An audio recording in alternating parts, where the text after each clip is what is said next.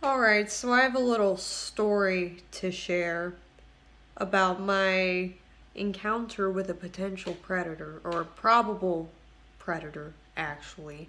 So, I used to work at a movie theater, and because I use a wheelchair, I only worked in two positions, and that was at greeter and a box office. And box office is where you sell the tickets. Greeter is where you greet everybody. So I was working a morning shift. It was like 10 a.m. or something. I don't know. And I'm doing my thing. I'm probably reading actually. And this guy comes in. And I'm being all friendly. That's my job. So I'm like, hey, how are you? Hi. Yeah, hi. Except better than that. And more high pitched because I'm a fake ass bitch. So this guy comes in and he gives me his ticket, and he was going to see Finding Nemo. I mean, no, Finding Dory for like 2 p.m. or I think it was more like 1:50 p.m.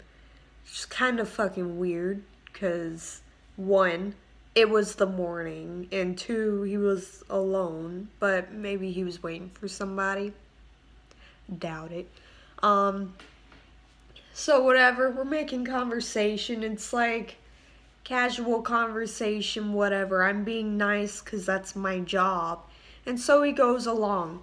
And I'll draw out the layout of the theater for you, just so you know, because this theater is laid out a certain way. It'll make sense later why I'm saying this right here.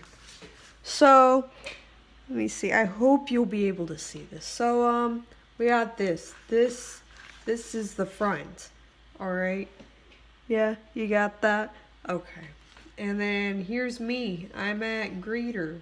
And there's my podium and shit. And then now, I'm trying to make sure I don't veer. Over here, this is Dine.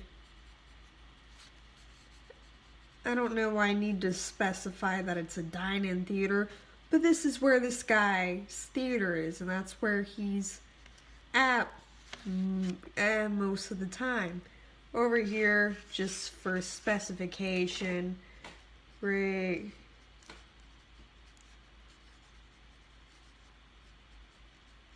regular theaters, okay? So, there are restrooms over here and over here. And so, what this guy would do is he would go walk from this dine-in side of the theater all the way over to the normal side to get to the normal side's restrooms just so he could pass me. And then every time he'd pass by, he'd try to make some conversation.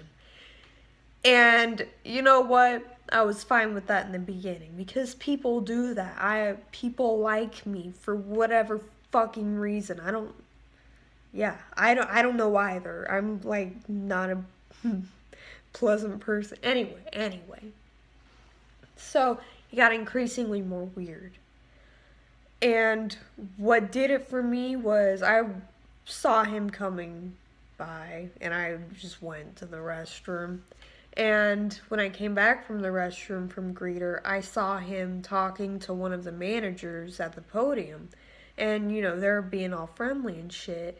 And I'm sitting there and I'm like, oh God. And he reaches out and caresses my face. He like does this shit. If that were to happen today, I would have slapped his ass. But back then, I had fear. Tenía miedo. No. So, at that point, I was like, holy fucking shit. So I'm texting my friend, like, at greeter at work. And I'm shaking. I got that adrenaline rush, that fear. Because tengo miedo. And he keeps doing that same thing where he would come from one side of the theater to the other. And it really climaxed when he came up and he got real close to my ear. And he was like, what school do you go to? Bitch, I, my mind did a whole little glitch. Had no idea what the fuck is going on. So I just said, I'm a senior in high school. I wasn't gonna give out that fucking information. What am I, dumb?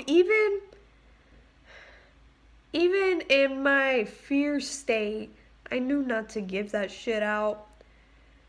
Yeah, life tip. Do not give out your information. Don't do that. I'm sure that's common sense. You didn't need me to tell you that. And so then it's finally time for his movie.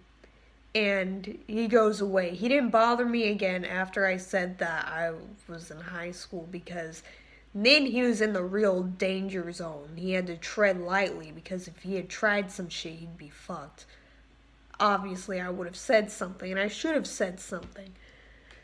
So, yeah, I was freaking the fuck out after that, because my shift ended. I don't know. I was hoping that my shift would end in the middle of his movie, and I think it did, because I did not see him again. But the real fear there, too, even though it was midday, that was the first time that I was able to drive alone. And that was the first time I was going to be putting my wheelchair in my car alone. And back then, I had no idea what the fuck I was doing when I was getting my wheelchair in and out. So that shit took a good 15 minutes. So I had fear. So I told my family, and obviously they were around. And I didn't see him again, but fuck. I think I looked up the sex offender registry and I might have seen his face, but I might have been looking for his profile. And he didn't really seem like a dangerous man, just like a friendly black guy who is maybe in his 50s. I'm rambling here as I normally do. That's why you watch my channel. But yeah, that was my experience. I have other weird experiences as one accumulates in a wheelchair, or as a person who uses a wheelchair. So anyway, thank you for listening.